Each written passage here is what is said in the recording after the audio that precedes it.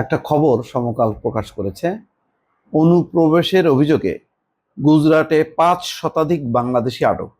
মানে খুব ঘটা করে এটা তারা প্রচার করছে। তো বাংলাদেশে কি নাই? ভারতীয়রা তারাও অবৈধভাবে প্রবেশ করে, বাংলাদেশে ইগনোর করে।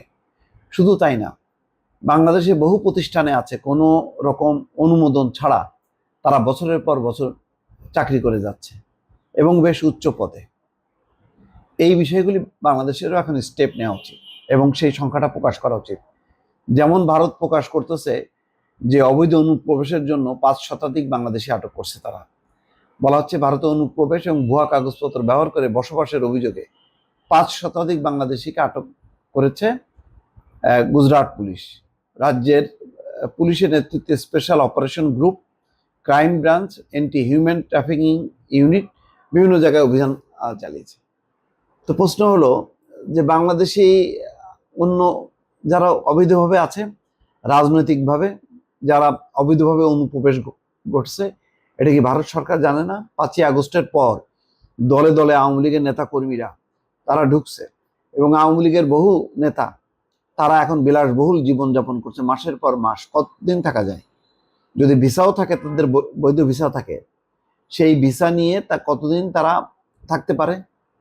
বাসা ভাড়া করে পারে? আর এটা কি রাজনৈতিক অনুপ্রবেশ না? তাদের বিরুদ্ধে কি হত্যার অভিযোগ নেই?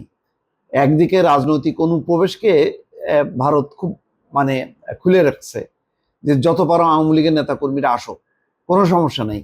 আর সাধারণ যারা যারা খেটে খাওয়া মানুষ, কাজের সন্ধানে বা ব্যবসার সন্ধানে যারা আসা যাওয়া করে, তাদেরকে আটক করে দেখাচ্ছে যে বাংলাদেশ থেকে দলে দলে লোক আসতেছে এবং অবৈধভাবে বসবাস করছে। তো গুজরাটে যাওয়ার দরকার নেই তো? কলকাতার অভিজাত এলাকাগুলোতে অভিযান চালাইলেই তো বহু বাংলাদেশি আছে যারা সেখানে এখন বসবাস শুরু করছে সেই আগস্ট মাসের পর থেকে, এবং সেই সংখ্যাটা বাড়ছে দিনকে দিন। তো সেই দিকে তারা নজর রাখে না। এখন পর্যন্ত তারা বলে নাই যে ৫ই আগস্টের পর আওয়ামী লীগের কি পরিমাণ নেতাকর্মী তারা আশ্রয় দিছে বা অনুপ্রবেশ ঘটাচ্ছে, তাদের ব্যাপারে উদ্ধার। কেননা ভারত জানে যে যারা আসছে এরা হচ্ছে ভারতের স্বার্থে এতদিন তারা কাজ করতো বাংলাদেশে, এখন বিপদে পড়ে আসছে, তারপর বিপদ কেটে গেলে তারা আবার যে ভারতের স্বার্থে তারা কাজ করবে।